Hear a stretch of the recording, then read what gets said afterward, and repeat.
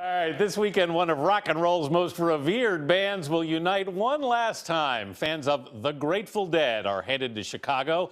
The core four surviving members of the group will play the final 3 shows in their 50-year history. Dean Reynolds is outside Soldier Field in Chicago, where one band member is reflecting on the Grateful Dead's place in history. Dean, good morning.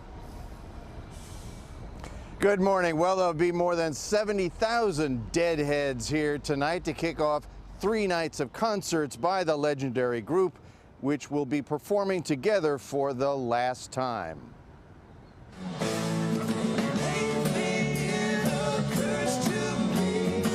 Half a century after they started, members of the Grateful Dead just keep trucking on. That's the magic about this music. It goes through all those generations. Got 2 reasons why I cry away each lonely night. Bill Kreutzmann was the drummer in 1965 when the Dead came alive.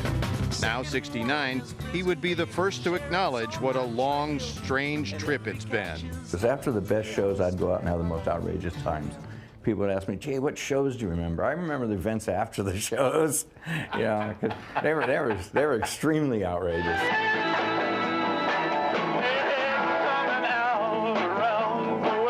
The shows were extremely wonderful, you know, but the energy doesn't stop when the show's over. The musicians feel like going out and doing stuff. Their followers still recognize Kreutzmann, his fellow drummer Mickey Hart, bass guitarist Phil Lesh, and rhythm guitarist Bob Weir. The biggest name in the band died 20 years ago.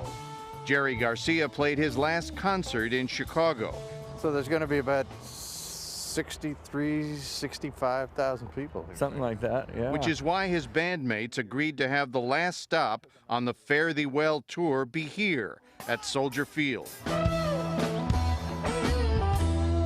2 shows in Santa Clara, California last weekend opened the tour with help from keyboardist Bruce Hornsby and Phish lead singer Trey Anastasio. These guys are all in a good place.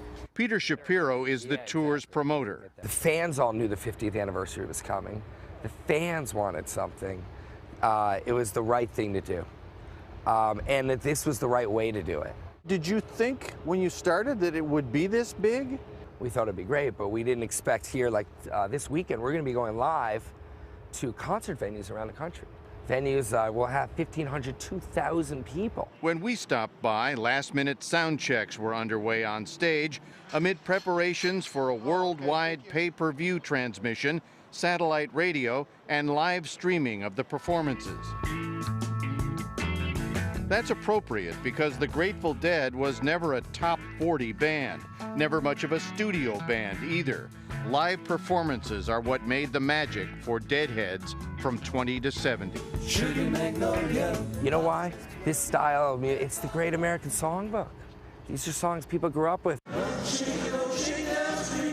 In an interview in 1989, Jerry Garcia spoke about those fiercely devoted fans. It's not like a showbiz audience, you know what I mean? They come as much to be there and enjoy each other, probably. The experience is still rewarding for them for reasons that may not have anything to do with the music, but just the idea of being someplace and celebrating their own existence or something like that. It went along with all the trademark jamming and improvisation, and the songs never played the same way twice.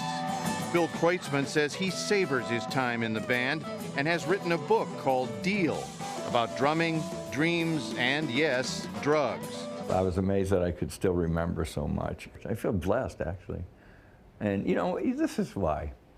Is on a daily basis, especially around shows, fans will come up to me and say, "You know, Billy, you changed my life." I can't imagine you guys stopping. You know, I mean, I'm thinking you're going to do like your whole show and then like 25 encores, you know.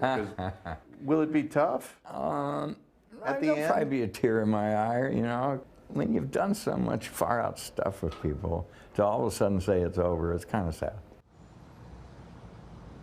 While it will soon be over for the Dead, the individual performers have their own separate bands, and they say they'll continue to make music and undoubtedly to keep trucking on. Vanita?